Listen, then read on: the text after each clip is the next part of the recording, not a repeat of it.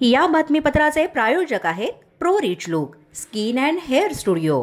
नमस्कार, पोलीस मध्य न्यूजच्या बातमीपत्रात आपलं मनापासून स्वागत। पाहूयात काही विशेष घडामोडी।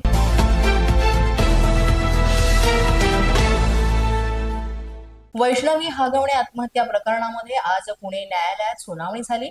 या सुनावणीमध्ये हगवणेच्या वकिलांनी खळबळजनक दावे केलेले आहेत।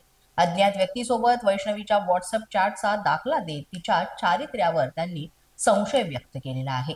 मात्र वैष्णवीच्या माहेरच्या कुटुंबियांनी हे सर्व आरोप फेटाळून लावले असून हगवणेंचा निषेधही यावेळेस व्यक्त केलाय। आरोपी हा आरोपी असतो, तो गुन्हेगार असतो, कोणीही सहजपणे आपला गुन्हा कबूल करत नाही। आम्हाला न्याय व्यवस्थेवर पूर्ण विश्वास आहे। पोलीस तपास योग्य पद्धतीने सुरू आहे। हगवणेकडून केलेल्या आरोपांचा आम्ही निषेध करतो असं म्हणत वैष्णवी हगवणे आत्महत्या प्रकरणात वैष्णवीच्या मामांनी आपली बाजू मांडली। तसंच राष्ट्रवादी काँग्रेसच्या महिला प्रदेशाध्यक्षा रोहिणी खडसे यांनी सुद्धा यात उडी घेत थेट वकिलांवरच हल्लाबोल केलेला आहे। जो त्या वकिलाच्या चार कानशिलात लावेल त्यांचा मी सत्कार करणार आहे असं रोहिणी खडसे यांनी म्हटलेलं आहे। हुंडाबळी प्रकरणातील मयत वैष्णवी हगवणे हिच्या कुटुंबियांनी पत्रकार परिषद घेऊन आपल्या मुलीचं चारित्र्य हनन होत असल्याचं सांगत हगवणे यांचे सारे कारनामे माध्यमांना सांगितले। वैष्णवी दुसऱ्या एका मुलासोबत चॅट करीत होती, तसंच त्यावरून तिला अनेकदा समज सुद्धा देण्यात आली होती, त्यावरून तिला अनेकदा आम्ही माहेरी सोडली होती असा युक्तिवाद हगवणे यांनी न्यायालयात केला।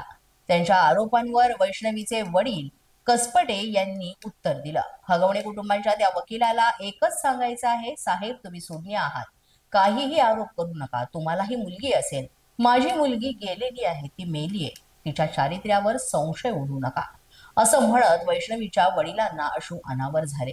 ते हुंदक्यांनी दाटले होते।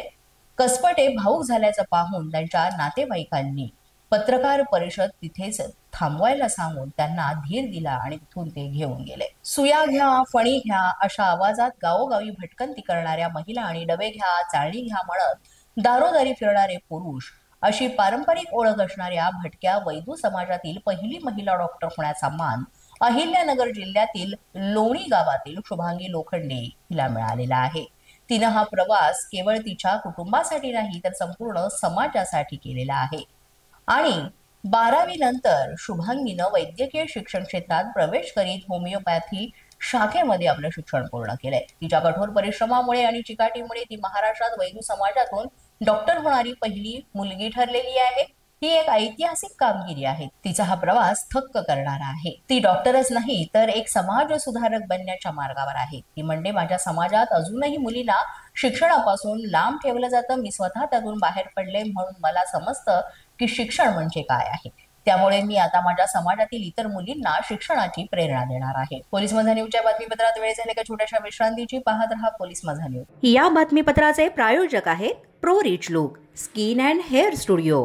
विश्रांतीनंतर पुन्हा एकदा पोलीस मध्य न्यूजच्या बातमीपत्रात आपलं मनापासून स्वागत।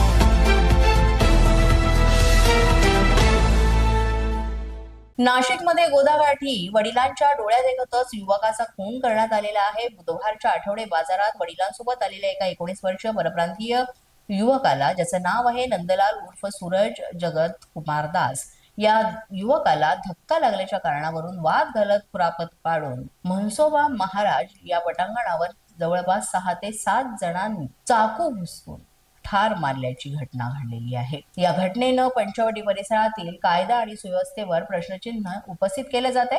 पंचवटी भागातील सीता गुंफा इथं राहणारा नंदलाल हा त्याचे वडील जगत कुमार दास यांच्यासोबत बाजार करण्यासाठी आलेला होता। यावेळेस गर्दीत धक्का लागला, यावरून टोळक्यानं कुरापत काढून त्याच्या जवळ असलेला चाकू नंदलाल याच्या पोटात भुसकला आणि त्यानंतर खोलपर्यंत तो घाव वरमी लागल्यानंतर रक्ताच्या थारोळ्यात तो जमिनीवर कोसळला। यानंतर वडिलांनी आरडाओरड करीत नागरिकांना मदतीसाठी बोलावलं। यावेळेस तातडीनं शासकीय जिल्हा रुग्णालयामध्ये दाखल करण्यात आलं, मात्र वैद्यकीय अधिकाऱ्यांनी त्याला तपासून तो मृत आहे असं घोषित केलं। पंचवटी पोलीस ठाण्यात वडिलांच्या फिर्यादीवरून आरोपींविरुद्ध खुनाचा गुन्हा दाखल करण्यात आला असून या घटनेची माहिती मिळाल्यानंतर पंचवटी पोलिसांनी घटनास्थळ गाठलं, मात्र तोपर्यंत आरोपी फरार झाले होते। सध्या पोलीस त्यांचा शोध घेत आहेत। छत्रपती संभाजीनगर येथील एन्काउंटर प्रकरणाचा तपास सीआयडी कडून सुरू करण्यात आलेला आहे। एन्काउंटर झालेल्या ठिकाणी सीआयडी कडून तपास केला जातोय। संभाजीनगरच्या उद्योजकाच्या घरी दरोडा टाकणाऱ्या अमोल खोतकर याचा एन्काउंटर काल पोलिसांकडून करण्यात आला होता असे सांगण्यात आलं. संभाजीनगर येथील उद्योजक संतोष लड्डा यांच्या घरी सर्वात मोठा दरोडा टाकण्यात आलेला होता. या दरोड्यानं शहरात एकच खळबळ उडाली होती. त्यानंतर या प्रकरणातील आरोपी फरार होते. पोलिसांनी 5 आरोपींना अटक केली होती, तर मुख्य आरोपी अमोल खोतकर याचा शोध पोलीस घेत होते. काल खोतकर याला पकडण्यासाठी सर्च ऑपरेशन राबवत असताना खोतकर यानं पोलिसांच्या अंगावर गाडी घालून पळून जाण्याचा प्रयत्न केला. यावेळेस पोलिसांनी त्याच्यावर गोळ्या झाडल्या. त्यामध्ये त्याचा जागीच मृत्यू झाला. आता या संपूर्ण एन्काउंटर प्रकरणाचा तपास सीआयडी करणार आहे. अशाच नवनवीन व्हिडिओसाठी पोलीस माझा न्यूजचं युट्यूब चॅनल सबस्क्राईब करा. तसंच आमचं फेसबुक, इंस्टाग्राम आणि ट्विटर अकाउंट फॉलो करा. अधिक माहितीसाठी आमच्या www.polismazhanews.com या वेबसाईटला भेट द्या. पाहत रहा पोलीस माझा न्यूज.